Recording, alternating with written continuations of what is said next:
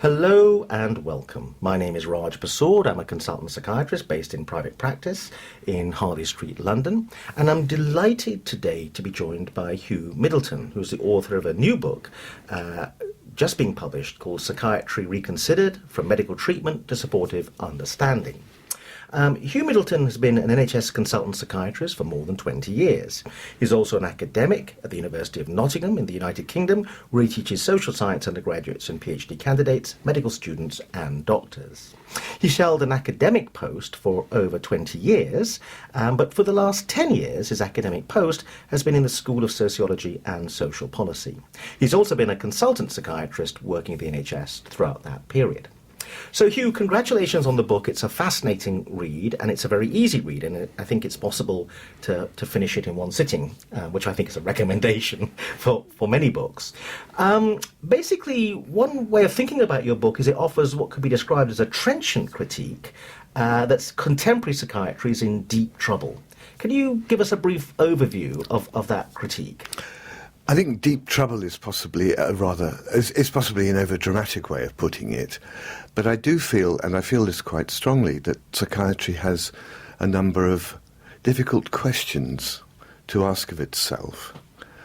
I'll give you something of a background in terms of my own development to this position or to this place. I came into psychiatry relatively late, after 10 years or so of general hospital medicine. And indeed, my own doctoral thesis is in respiratory physiology. I went into psychiatry expecting to find opportunities to further develop a scientific approach to medical difficulties as I understood them. And indeed, I did my early psychiatric training in Oxford. I was one of Professor David Nutt's first research registrars. I had the good fortune to win a research post with David Clark and Paul Tsiolkovskis, developing cognitive behavioural therapies for panic and a systematically developed understanding of some of the psychopathology that goes behind that. And then I went on to complete my training in Cambridge, where I met up with Trevor Robbins and Barbara Sahakian and won a substantial grant to investigate noradrenergic function. I was looking for and expecting to find scientific insights into the difficulties that we as psychiatrists are asked to respond to deal with. And in that particular respect, on the basis of what I'd learned working with David Nutt, evidence of abnormalities of noradrenergic function that could explain some of the difficulties that people with anxiety disorders commonly present with. The grant was an opportunity to manipulate noradrenergic function using clonidine, which, as you know, dampens it, and idazoxan, which is not widely used but was licensed for this purpose, which enhances it. In exploring how these agents might affect executive function in normal, healthy volunteers. Very much an extension of Trevor Robbins' work around Cantab and other ways of assessing executive function. And perhaps what we found, unsurprisingly, was that clonidine impairs certain aspects of executive function. Idazoxan, which has an opposite pharmacological effect, impairs certain aspects of executive function. But what didn't happen was that when you put the two together, they didn't cancel out. In fact, the impairments of executive function were enhanced, were worse. And that led to quite a lot of head-scratching, because here it's clear that the pharmacology isn't as straightforward as one might have expected. It's clear that by manipulating noradrenergic function, one can affect executive function. But the way in which that happens doesn't follow standard pharmacological rules. During the same period, I was also invited to give a talk at the British Association for Psychopharmacology about psychopathology and noradrenergic function. And so I did my homework and very quickly discovered that the literature implicates abnormalities of noradrenergic function in conditions as widely different as Korsakoff's psychosis and panic disorder. Where is the specificity? Where is the relationship between an identifiable neuropharmacological system, process, quality, and psychopathology as we know it? And as I went on to explore the relationships between known features of psychopharmacology and the pathologies that we as psychiatrists deal with, I became more and more puzzled by the absence of clear associations. I think one of the examples that I use most commonly to illustrate this is to consider the phenomenon that we all know very well, anxiety. Well defined, widely prevalent, easily recognized, and the range of pharmacologies that are accepted as effective anxiolytics. We have the benzodiazepines, we have the SSRIs, the tricyclic antidepressants, the monoamine oxidase inhibitors. We have barbiturates, if we begin to go off-piste. They're not used therapeutically, but I think all would agree that alcohol, opiates, cannabis are all effective anxiolytics. And so here we have a psychological phenomenon, anxiety, which is actually influenced by a very wide range of different pharmacologies. And at that point, for me, the relationship between an identifiable pharmacology and a psychiatric condition begins to break down. My background, if you like, as a training physician taught me that when we use a drug, we use it because it has an identifiable property. Diuretics don't treat heart failure. Diuretics cause a diuresis. The fact that a diuresis happens to be helpful in the case of somebody with heart failure is fortunate, and obviously that means that diuretics can be usefully used in people who have heart failure. But to pretend that diuretics treat heart failure is dissembling. To suggest that antidepressants treat depression is an equally difficult circle to square. We don't have a clear pharmacology of depression. As I've recently outlined, what antidepressants and other psychopharmaceuticals do is actually much more complex than targeting and altering the activity of a particular neuropharmacological system.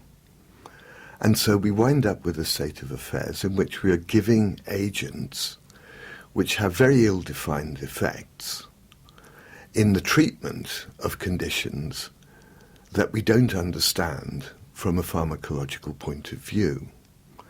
And as a result, it becomes a little bit, should we say, well, dishonest isn't quite the right word, but shall we say a little bit unclear why we're using the agents that we do use, other than that they seem to work. As simple as that. And of course the last 10 years or so have seen a huge change in the way in which we do use these agents. Antidepressants are now used for practically all forms of psychological distress, and the huge increase in the rate at which they're being prescribed from something like 8 or 9 million prescriptions in the NHS in the 1990s to some 50 million prescriptions in the NHS in recent, per year in recent years. The way in which the so-called antipsychotic agents have been broadened out into their use as so-called mood stabilizing agents, and their rapidly broadening use as non-specific sedatives, in many ways says it all. We are using these agents not because we know what they do, in the way that a physician knows what a diuretic does and why it's helpful. We're using them because we've adopted a practice of using them, and the names that we attach to them simply suggest that an antidepressant might be useful in depression, or an antipsychotic might be useful in psychosis. And I think that leaves us with some fairly interesting questions to answer about the scientific credibility of what we're doing. So that's where I've come to that's how I've got to where I am. And that's one of the issues that I raise. The other one, which you're probably going to ask about, of course, is the status of diagnosis in psychiatry, which is the other, if you like, question I would like to raise. And I do want to get on to that. So thanks for that very interesting introduction. Let's come at some of the other bits of evidence you amass at the beginning of the book for there being a problem at the heart of psychiatry. I thought it was a very interesting point you make about the sheer number of different advocacy groups as a signal that something's not quite right, or maybe even deeply wrong. Could you explain, maybe for people who don't know what an advocacy group is, what it is, and why to you it's actually a signal that something's not quite right, that there's so many different ones around? Well, an adversary group here is an organisation, a collection of people who've joined together to profess and express their concerns about this, that or the other phenomenon.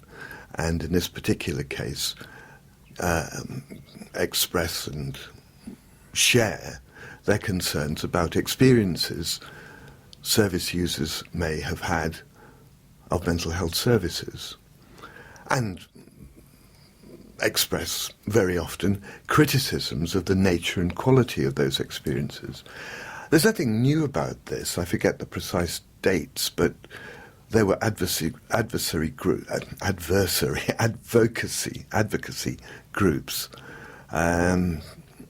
In the days of the Victorian asylums, there were people who objected to the ways in which psychiatry was being practiced in those days.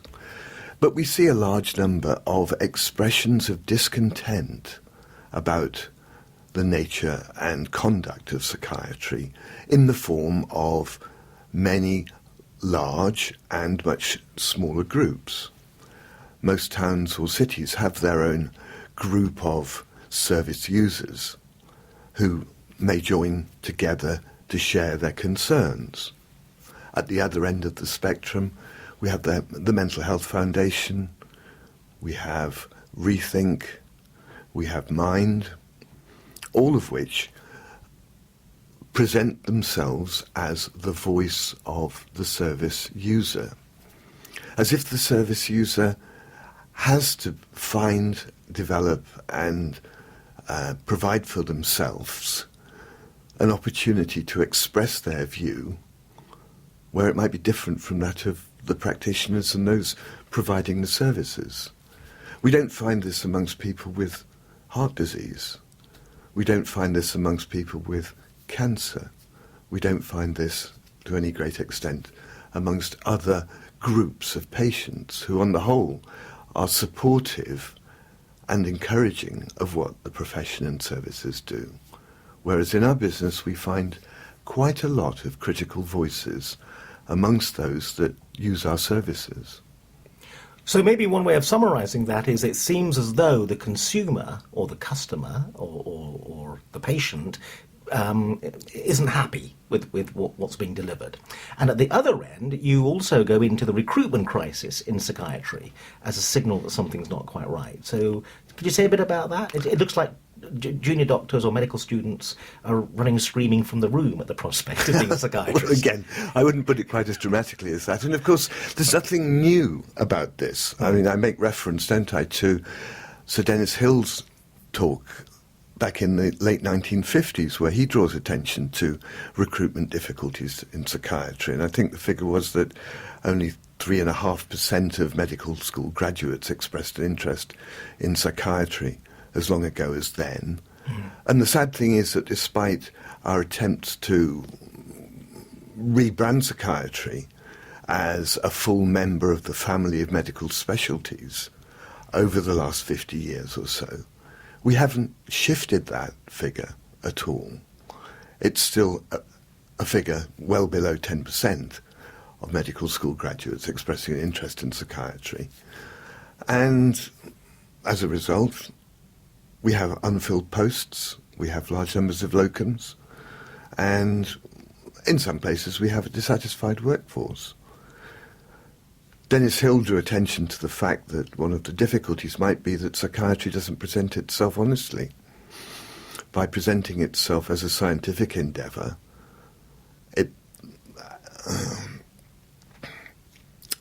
it puts off people who might be seeking it puts off people who might be seeking a more humanitarian approach to medical practice. And on the other hand, amongst those that have a more scientific bent, perhaps presents itself as something that it isn't, and therefore puts them off as well. And that was a point that he made, more than 50 years ago, and I think the problem remains. But in a way you're describing it as a problem because you clearly are passionate, I think, about psychiatry. You think it's a deeply interesting subject. The point I think you're making is the way it presents itself, or the way it's defined itself, is problematic. That at the heart of what the endeavour is, helping people in trouble to get better, is deeply engaging. Yeah, absolutely. I love it. I wouldn't have put all this effort into it if I didn't. But I think the fact that it presents itself to the public, perhaps to other non-specialists, and perhaps to some extent to our own trainees, as something that it actually isn't, is a problem. And of course, one of those problems is much of the dissatisfaction that our service users feel.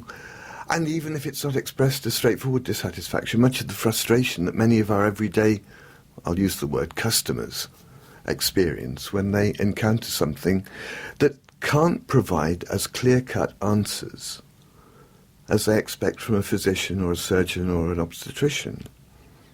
The other very interesting part of the book, and it's clearly been very well researched, is you're not against the notion that these advances in neuroscience should be a part of psychiatry, but you're saying they're overpromising. If you're going to look for the solution of human troubles in the brain in quite the way psychiatry seems to have fled down that route wholeheartedly, you're making a big mistake. You seem to be saying something that's quite nuanced, though, which is it's still useful to be aware as we develop our understanding of the brain, but you think it's a false idea that the answer of everything will be in the brain. I've had the privilege to work with some of the countries, or at least two of the countries' leading neuroscientists. And I'm very impressed with their work. And I think what they do is absorbing, fascinating, and high-quality science. But it hasn't produced anything that I've been able to apply in the clinic. I suppose part of the journey, my own personal journey that I've not fully shared, was the experience of becoming a consultant psychiatrist in the NHS a little over 20 years ago, and beginning to find that all this research background, all this training in psychopharmacology, actually had little to offer me when I was faced with a patient in the clinic, or the responsibility of looking after a ward, or the other things that come with being a consultant NHS psychiatrist. Because the insights that I may or may not have acquired from my research, what I may or may not have acquired from my reading of other people's research, didn't actually help me to deal with the distressed person here in front of me, other than knowing that if I wanted to, I could give them something that would sedate them. The other critique is overdiagnosis and the notion that human troubles that people come with to the clinic can be categorized in the way that we find in books, the Bibles of diagnosis, like the American Diagnostic and Statistical Manual. So, but your critique goes deeper than just the notion that these phenomena of anxiety disorders exist because you can tick off symptoms. It goes deeper than that, to the notion of the disease model. To what extent is someone suffering from the kind of trouble people have when they come to a clinic diseased in a medical sense? So it sounds from the book as though you're deeply sceptical about the medical model, yet it also sounds from the book as though you believe doctors do have something to offer. The medical training, or being a doctor, is something important in being the part of the practitioner's background when they come to help people in trouble. I think there are two questions embedded in what you've just said there, and I'll try and address them one at a time.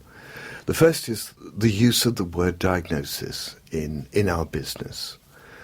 Diagnosis is a very particular process, and when it's applied not only within medicine but in other fields, engineering, computer science and so on, it reflects the practitioner's insight into the mechanisms that have led to the difficulty, and suggests that the practitioner is able to identify a fault in the person, the machine, the computer, whatever it might be, that can be corrected by a particular intervention. Being an engineer, being a computer scientist, or being a doctor implies very fluent and detailed knowledge about the machine or the person, the body, that one is investigating when one explores a diagnosis. When a doctor makes a diagnosis, what the doctor is saying is, I can make sense of this person's difficulties in terms of abnormalities that I predict are present in this person. And the doctor might go on to say, and were this person to die, and were we to do a post-mortem, I can predict with some accuracy what we will find. And what we are likely to find explains the symptoms and the signs that this person is displaying. Now, we don't do that when we make a diagnosis. We simply give a name to a set of phenomena. We classify. We don't diagnose. If I say somebody has schizophrenia, what I'm saying is that I believe this person fulfills diagnostic criteria for schizophrenia. I'm not saying I predict that if this person were to die and we were to do a post-mortem, we will discover these findings. Or, because they have schizophrenia, I know what I can do to this person that will make a difference to them, that will relieve the difficulties that they're suffering, which I have called schizophrenia. So I make a point, and a very deliberately laboured point, about distinguishing between diagnosis and classification. I don't dispute that we can classify the conditions that we as psychiatrists encounter, and I don't dispute the fact that for various administrative and bureaucratic reasons it's useful to be able to do that. But to use the term diagnosis for that process implies an understanding of the condition in terms of a faulty human being that we don't have. And of course the DSM, the Diagnostic and Statistical Manual, very openly conflates those two words. It is a classification, and indeed the DSM itself says very clearly, we are not proposing that we understand these conditions in any etiological sense. We're simply describing them. And then it uses the word diagnosis for what it does.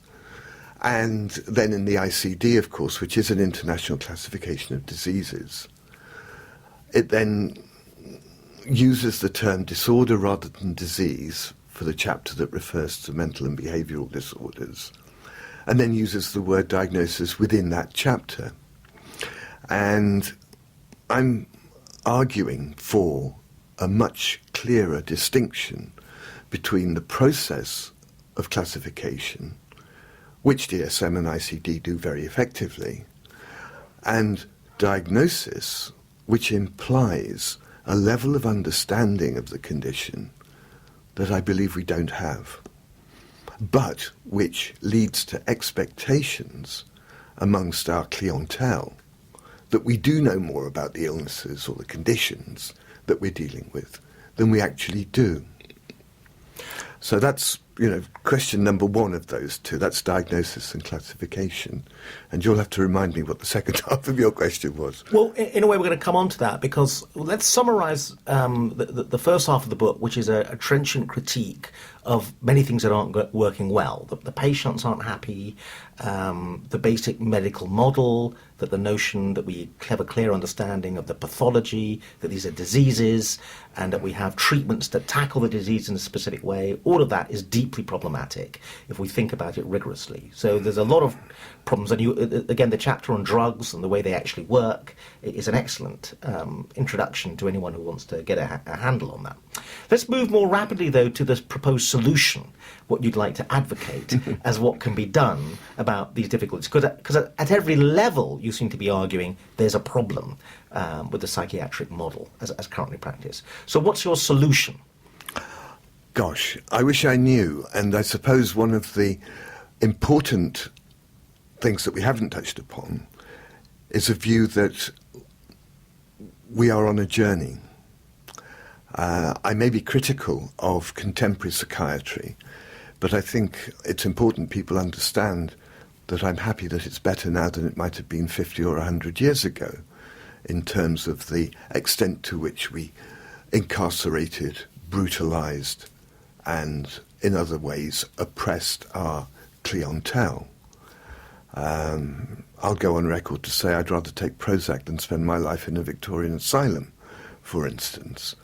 Although I'd rather not take Prozac or be incarcerated in a Victorian asylum. I certainly wouldn't choose to subject myself or any member of my family to a leucotomy or frequent doses of ECT. And so we can go on. I think we are behaving in a more human way towards our clientele than perhaps our fathers and grandfathers did. But I would suggest that we are still travelling a journey rather than arriving at a particular destination. I've made it clear in the book that a way of understanding what we as psychiatrists deal with could be better understood as responding to society's need to maintain social order. We're called in when people are behaving in ways that are profoundly upsetting to them, or more often than not, profoundly upsetting to those around them. If we lack the science to understand why that's happening, we need not necessarily draw back from the need to respond to the fact that there is a problematic situation here that demands some form of response and understanding. So there is a job to be done, undoubtedly. Not everybody behaves in a perfectly calm, measured, socially ordered way all the time. And at times, these things break down, go wrong, and cause difficult situations, as the chapter concerning referral letters makes very clear. We are asked, if we think about it carefully, not to respond to somebody who, in inverted commas, has schizophrenia, or has depression, or has anorexia nervosa. We are asked to respond to the social consequences of somebody behaving in ways that one can classify in those ways.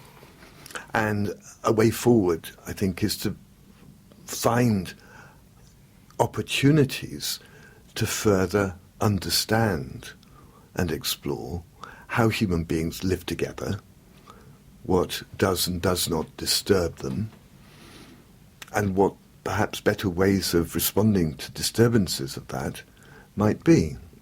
And I do make a significant play on the importance of recognizing relationship and social inclusion as parts of that. My time in a school of sociology and social policy over the last 10 years hasn't been wasted. Well, we're running out of time, so we need to draw the different strands of our very interesting conversation together. Just a reminder of the book. The book title is Psychiatry Reconsidered, From Medical Treatment to Supportive Understanding, and it's published by Palgrave Macmillan. I agree with most of your criticisms of psychiatry, and that in a way is one of the reasons I left the NHS and I work full-time in private practice, and that liberates me to practice psychiatry in the way actually reflects many of the criticisms. I'm deeply skeptical about diagnosis, and I when I try to come to an understanding of people's problems, I tend not to use diagnosis. I just try to get to an understanding and framing it in a way that we can move forward together, the patient and I, to help them with their troubles. The point I'm driving at is a lot of what you're criticising is the way the NHS demands psychiatry be practiced, in my view. The NHS demands referral letters, demands a diagnosis. And so a lot of it is psychiatrists are corralled into a form of behaviour by a bureaucracy and administration that also places a great deal of responsibility on their shoulders for looking after what you've kind of hinted at, are the socially disordered. And there are massive consequences to psychiatrists if they release someone who goes off and does something terrible. So as a result, it's a system that manacles psychiatrists into doing all the things that you are critical of. So what I'm getting at is how much of your criticism is really about the system in which psychiatrists find themselves practicing, and how much of it is the actual core of what psychiatry is about in terms of the training and the endeavour? Because I think there's a big difference between the fundamental endeavour and what the system demands of you to do. I've been aware of that from the beginning. I haven't chosen to do private practice, I think, at all throughout my career. But if you look carefully, you'll see that in the book I've made a point of using the expression public service psychiatry throughout, so that I'm referring to just that, public service psychiatry, rather than private practice, which can, of course, be a much more intimate, person-centred and flexible business than the provision for large numbers of people by the public sector. But we have to remember that, of course, the majority of people who suffer mental health difficulties are in the public sector. We talk in terms of social causation, associations between socioeconomic status and the occurrence of mental health difficulties, and of course we also talk in terms of social drift. The result of both of these is that we find higher proportions of people with mental health difficulties amongst the least well off. And part of our historical legacy is a conflation between poverty and what we call poverty, if you like, moral turpitude, to use an American expression, and mental health difficulties. You're almost certainly right, and I can't speak from personal experience. The privilege of working in the private sector probably does allow practitioners to do things in a much more rewarding way than perhaps the public sector psychiatrist is able to do. But there's a large part of me that argues that what the wealthy can have, everybody should have. And if it is possible to do it better, in better resourced circumstances, then surely we should be doing that for everybody. I agree completely with that, but more the point I was driving at is that I fought against the system when I was in it, working in public service psychiatry in the NHS, arguing against all the arguments you mount in the book about referral letters, diagnoses, understanding people's troubles. And what I found interesting was psychiatrists around me seemed remarkably willing to accept the working conditions rather than fight against it. So it seemed to me, if I can use a terrible, terrible analogy, if we're back in World War II and we've been occupied by the enemy, they seem to be collaborators rather than joining the resistance. I think you'll find very early in the book, in the introductory chapter, I introduce the idea that we're actually no different from most other professions in that respect. within most professions, and I'm sure this is true for psychiatry, the vast majority of practitioners simply do what they're asked to do, take the money, and accept it. It's a normal distribution. So the other tail are those who exploit the system and become important, wealthy people as a result. And we won't go into details about who those might be. And at the other tail of the distribution, you've got the awkward squad, people like myself and obviously yourself as well, who find, as it were, the context, the system, whatever we might want to call it, unsatisfactory. And those people can either leave, as clearly you've chosen to, or agitate, which is what I've chosen to do. It means, in practice, that I have to live a working life where I accept some of the shortcomings of the context within which I'm doing things. But I'm a farmer's son, and I know what it's like to go out and try and plough a field in heavy rain, or other, similar analogies. So I don't think there has to be, if you like, a serious problem about working in imperfect circumstances, provided one recognises that these are imperfect circumstances and beyond one's own ability to change. One makes the best of what there is. But if one's honest about that, it's much cleaner than pretending that what we're doing is how it should be. But one final point, my sense is, and I certainly had this experience in private practice, and I fully acknowledge your point that not everyone's going to be able to afford a private practitioner, is that done well, done properly, psychiatry can have a massive impact on people's lives. People come in deep trouble, and done well, people can make recovery. So I want us to think about that final note, because it can sound a little bit pessimistic, some of the stuff we've been talking about. The point is that psychiatry done well can liberate people from deep trouble. It's just often not done well. That's the problem. Yeah, I agree entirely. I'm not suggesting that what psychiatrists do is a complete and utter waste of time by any means. I think we're very privileged, and we do have the opportunity to make big differences to a great number of people's lives. But much of that is based upon our ability to relate well to people in troubled circumstances.